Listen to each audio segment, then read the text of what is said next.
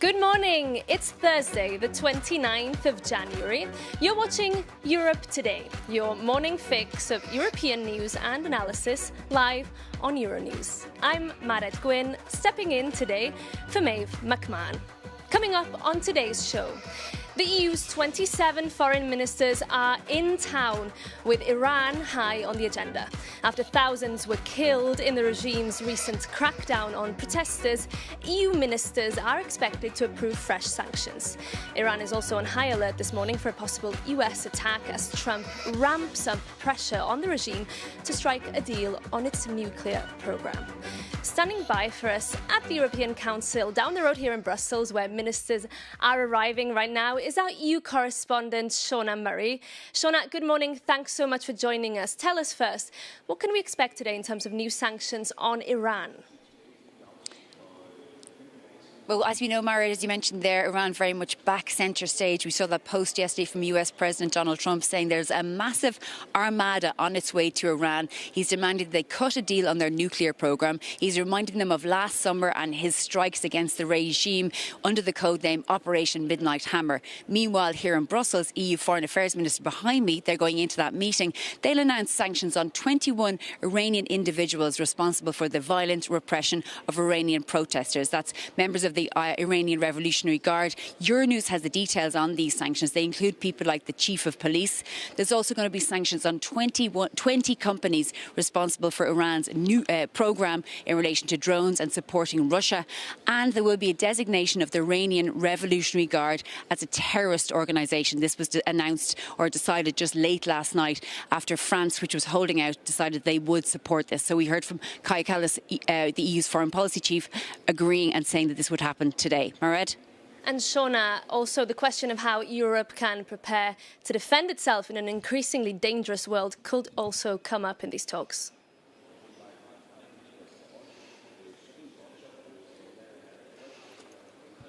The line's gone.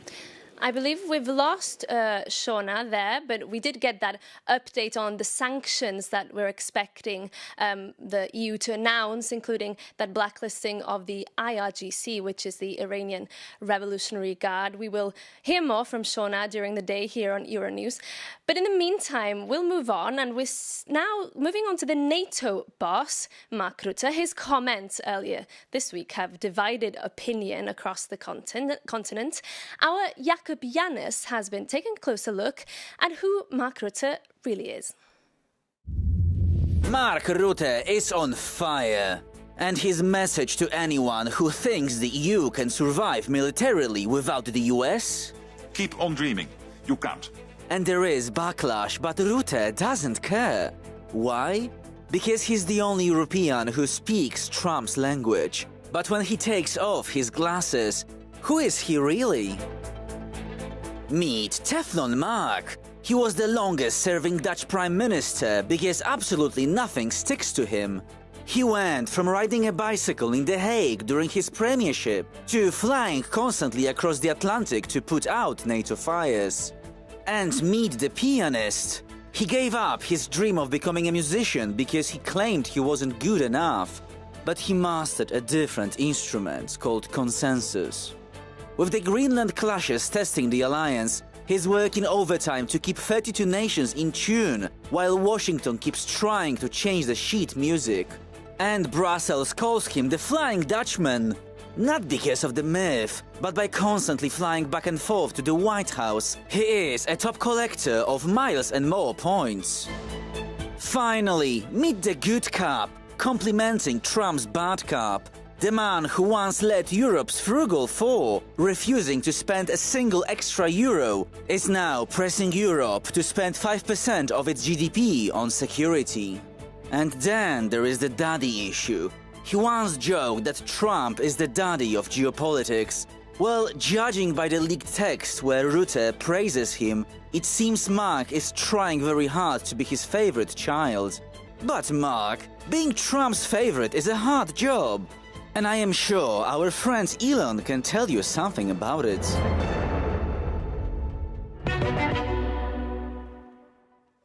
Jakob Janus there. Coming up, we'll now be joined by Luxembourg's Deputy Prime Minister and Foreign Minister Xavier Bettel. He led the country for a decade up until 2023, and he's, of course, a very familiar face here in Brussels and will be representing Luxembourg at the Foreign Affairs Council later today. Minister, thanks so much for calling by. It's great to have you here with us in the studio. Thank you for the invitation. So I know you have a packed agenda today. Let's start maybe with Iran, because we are expecting some tougher decisions by the EU today to clamp down and put pressure on the Iranian regime. When you go in a meeting, you hope, but you wait till the end to be happy. So I hope that we will be able today to agree, because we need unanimity to put, for example, the Guardian of the Revolutions on the terrorist list. We need unanimity to take sanctions. We need unanimity to take a list of persons, of entities. But it seems we had 2 or 3 days ago still some countries hesitating, that we moved forward the last 48 hours and that we will be able to have a strong signal for the Iranian population today. And this is the right signal, according to you, despite what it could mean for the diplomatic channels. Do you think this is the right move? The fact is we don't have that many moves. We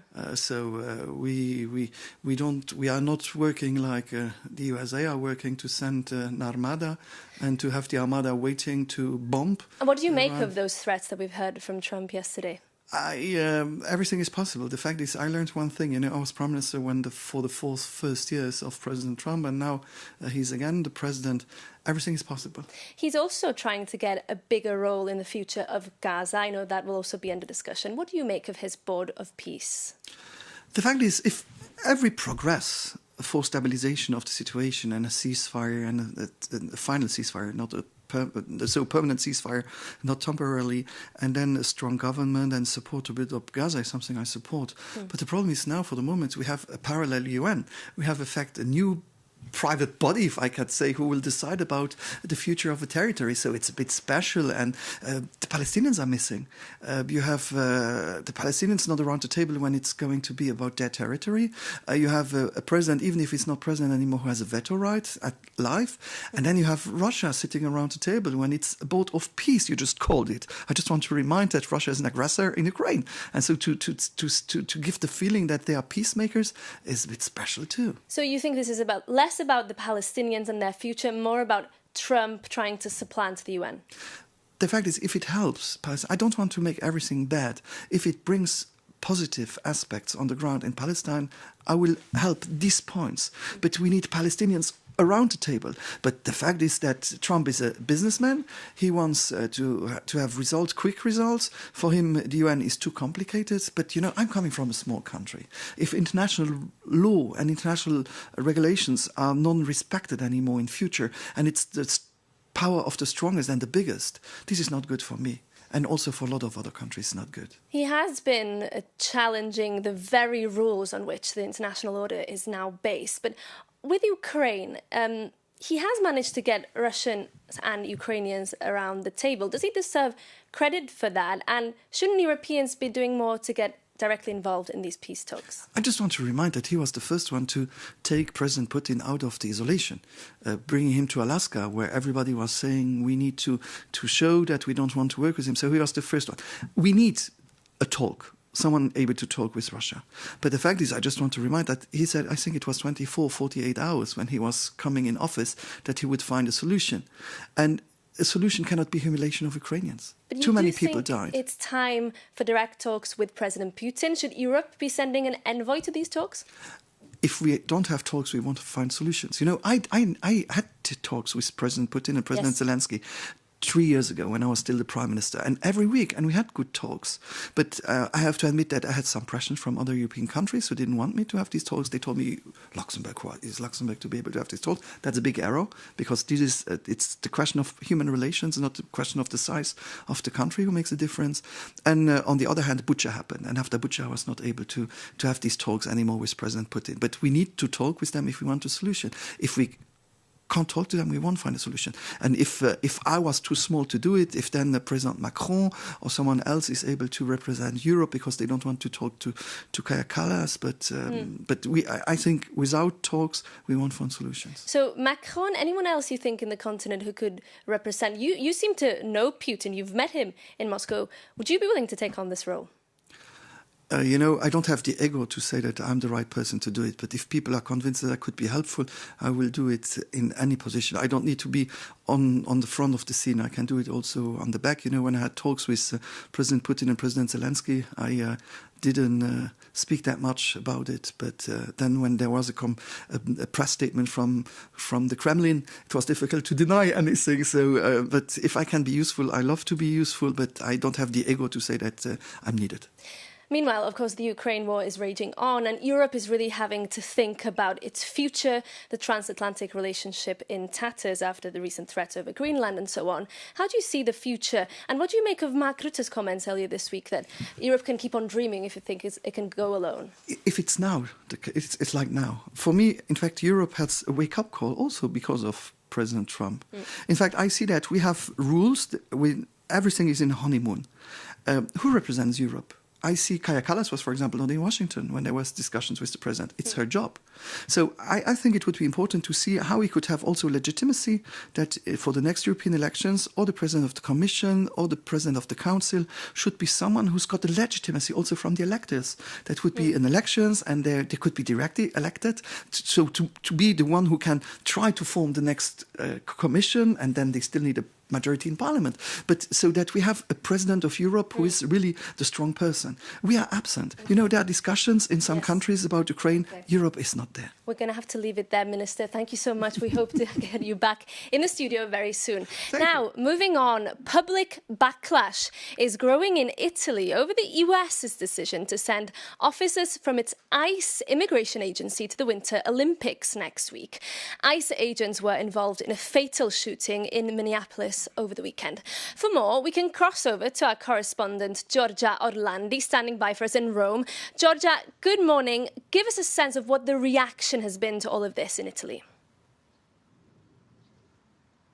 Good morning. Well, it all started last Tuesday when members of Italy's main opposition party in Lombardy's regional council held a formal protest against the decision to deploy ICE agents at the Milan Cortina Winter Olympic Games. They were holding posters reading "ICE out, ICE no thank you." That pretty much aligns with what Milan's mayor Beppe Sala had to say about that. He said that those agents are not welcome in Milan. We know that AVS, another party, launched a petition which has already gathered around 50,000 signatures. Criticism has also come from Italy's main ruling coalition. And we know that those ICE agents have been deployed at major sports events in the past, not just in the US, but abroad as well. The US Department of Homeland Security said that those agents would not be taking part in immigration enforcement operations in foreign countries. Despite all these assurances, though, the protest has not died down.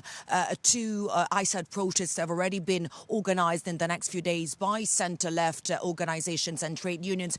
The main argument behind the protest, though, is that Giorgia Meloni is perceived as too accommodating towards President Trump and the United States. This is what centre-left parties say, and she has shifted her tone recently, trying to, well, when she described those Trump threats over Greenland as a mistake. But clearly, when it comes to high-profile events such as the Olympic Games, with Italy being under so much scrutiny and international exposure, well, the issue risks turning into a major reputational problem for Meloni and her government if the protests continue. Okay. Giorgia, thank you so much. And that brings this edition of Europe Today to an end. Thank you for tuning in. For more on today's stories, do head over to our website, euronews.com. We'll be back, same time, same place, tomorrow. See you then.